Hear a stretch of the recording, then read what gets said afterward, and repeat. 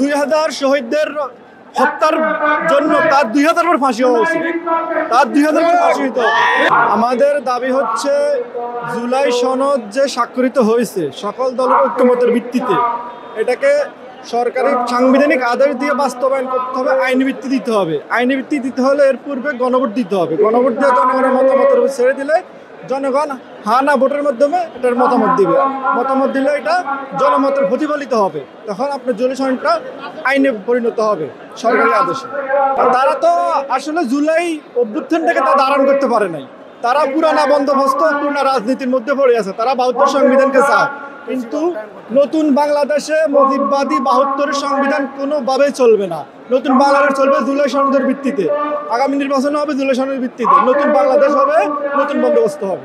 বর্তমান সরকার যেভাবে কাজ করার কথা ছিল তারা করতে পারে নাই। তাদের রাজনৈতিক দলগুলো তাদেরকে সেভাবে সহযোগিতা করে নাই এবং আইন শৃঙ্খলা বাহিনী, সেনাবাহিনী থেকে ওরকম সহযোগিতা পায় নাই। এই জন্য তারা যতটুকু কাজ করার কথা দরকার ছিল তারা ততটুকু কাজ করতে পারে না। তারপরে যতটুকু করছে তারা চেষ্টা করতেছে এই দেশটাকে একটা জায়গা মতো আনার জন্য চেষ্টা করতেছে। পতিত স্বৈরাচার ফ্যাসিস্টের কিছু দোসর এখনো বাংলাদেশে আছে। তারা চাচ্ছে দেশটাকে অস্থিতিশীল তৈরি করার জন্য।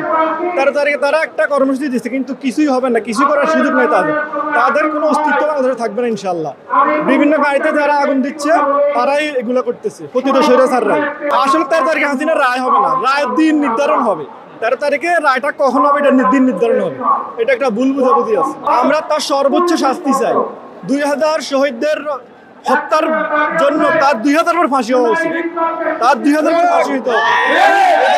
তাকে আইনাল ফাঁসি, প্রকাশ্য ফাঁসি কার্যকর করতে হবে। খুনি শেখ হাসিনা। জামাত ইসলামী আগামী নির্বাচনে 100% প্রস্তুত। দেশ ও জাতি জামাত ইসলামকে গ্রহণ করার জন্য প্রস্তুত। তারা তাদের ভোট বিপ্লবের মাধ্যমে আগামীর বাংলাদেশ তরুণদের নেতৃত্বে এবং ইসলামপন্থীদের নেতৃত্বে তারা বাংলাদেশ গড়বে। ইনশাআল্লাহ সকল ইসলামী দল ঐক্যবদ্ধভাবে আসন সমঝোতার ভিত্তিতে নির্বাচন করলে বাংলাদেশে একটা নতুন বাংলাদেশ সৃষ্টি হবে এবং সকল মানুষ ন্যায় ইনসাফ ভিত্তিতে সমাজ প্রতিষ্ঠা করার জন্য ইসলামপন্থীদেরকে বেছে নেবে ইনশাআল্লাহ।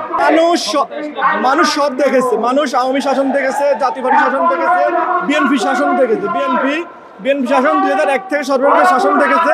মানুষ সব জানে দুর্নীতি কি পরিমাণ হয়েছে, চাঁদাবাদ কি পরিমাণ হয়েছে। মানুষ আর পুরানো কাউকে চাচ্ছে না, মানুষ নতুনত্ব চাচ্ছে।